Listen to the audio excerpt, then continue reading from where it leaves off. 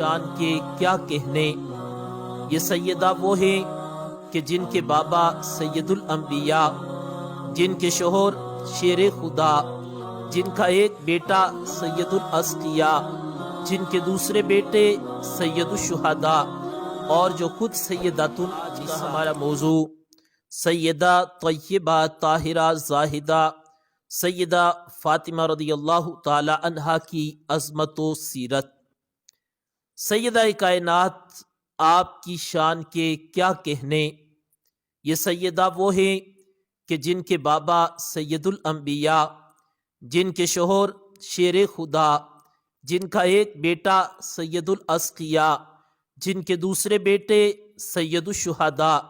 اور جو خود سیدات النساء ہیں۔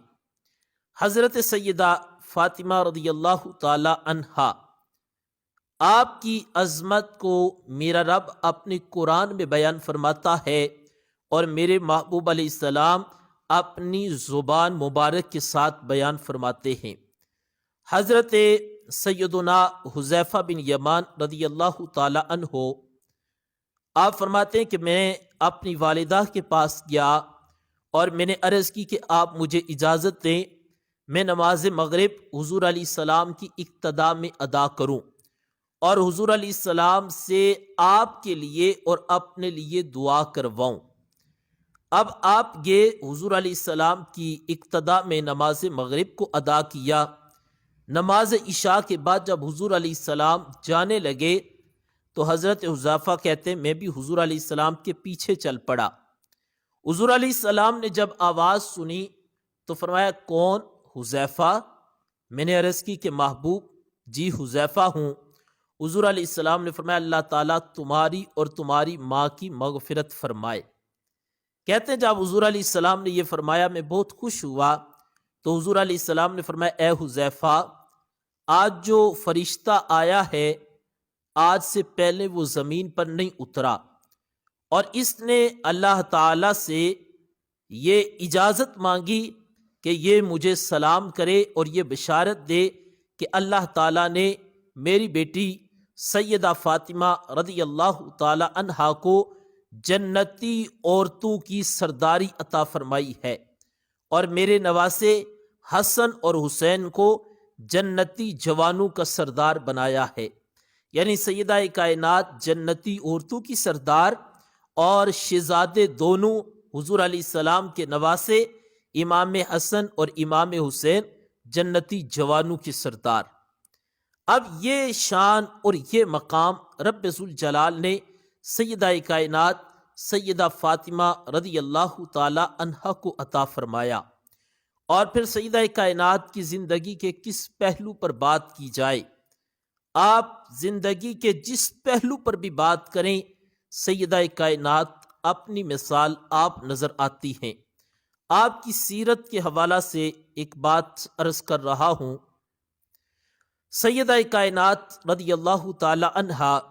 آپ اکثر پریشان رہتی کہ میری زندگی میں کبھی کسی غیر محرم کی مجھ پر نظر نہیں پڑی، اور جب میں نے دنیا سے جانا ہے تو ایسا نہ ہو کہ کسی غیر محرم کی نظر مجھ پر پڑ جائے۔ آپ کے پاس حضرت سیداتنا اسماء بنت امیس رضی اللہ تعالی عنہا تھی، اور انہوں نے آپ کو بتایا کہ میں نے حبشہ میں دیکھا ہے کہ کھجور کی جو شاخیں ہیں وہ لے کر کھڑی کی جاتی ہیں، اور ایک ڈولی کی سی صورت بنائی جاتی ہے جس میں جنازے کی طرف لے کر میت کو لے کر جاتے ہیں۔ تو جب آپ نے یہ چیز بیان کی تو سیدہ کائنات سیدہ فاطمہ رضی اللہ تعالی عنہا آپ کو بنا کر اس طرح کی وہ صورت بنا کر دکھائی، تو آپ بہت خوش ہوئی اور آپ نے تبسم فرمایا، آپ مسکرائی۔ کہتے ہیں حضور علیہ السلام کے وصال کے بعد، حضور کے ظاہری وصال کے بعد پہلی مرتبہ سیدہ کائنات اس موقع پر مسکرائی، اور آپ نے فرمایا کہ میرے جانے کے بعد بھی یہی عمل کرنا تاکہ کسی غیر محرم کی نظر میری میت پر میرے جانے سے بعد بھی نہ پڑ سکے۔ سیدہ کائنات نے یہ وصیت فرمائی کہ میری نماز جنازہ رات کے وقت ہو تاکہ کسی غیر محرم کی نظر اس دنیا سے جانے کے بعد بھی مجھ پر نہ پڑ سکے۔ آج کے اس موقع پر میں خواتین اسلام کو یہ پیغام دینا چاہتا ہوں، اگر آپ چاہتی ہیں کہ آپ کی عزت محفوظ ہو جائے، اگر آپ چاہتی ہیں کہ بیٹیوں کی معاشرے میں عزت ہو، اگر آپ چاہتی ہیں کہ آپ کی بیٹیاں عزت دار بن جائیں، اگر آپ چاہتے ہیں کہ آپ کی بیٹیاں دنیا اور آخرت میں کامیاب ہوں، تو آئیے آج سیدہ کائنات کی سیرت پر عمل کریں۔ اے خواتین اسلام، آپ کے لیے نمونہ آج کے اس دور کی کوئی ایسی عورت جو بے حیائی برائی کو عام کرنے والی ہے، ہرگز آپ کے لیے آئیڈیل وہ نہیں ہونی چاہیے، بلکہ آپ کے لیے آئیڈیل سیدہ کائنات سیدہ فاطمہ رضی اللہ تعالی عنہا کی زندگی ہے، کہ جس طرح سیدہ کائنات نے اپنی زندگی گزاری، آپ نے جس طرح اپنی زندگی میں پردے کا اہتمام کیا، آج اگر خواتین اسلام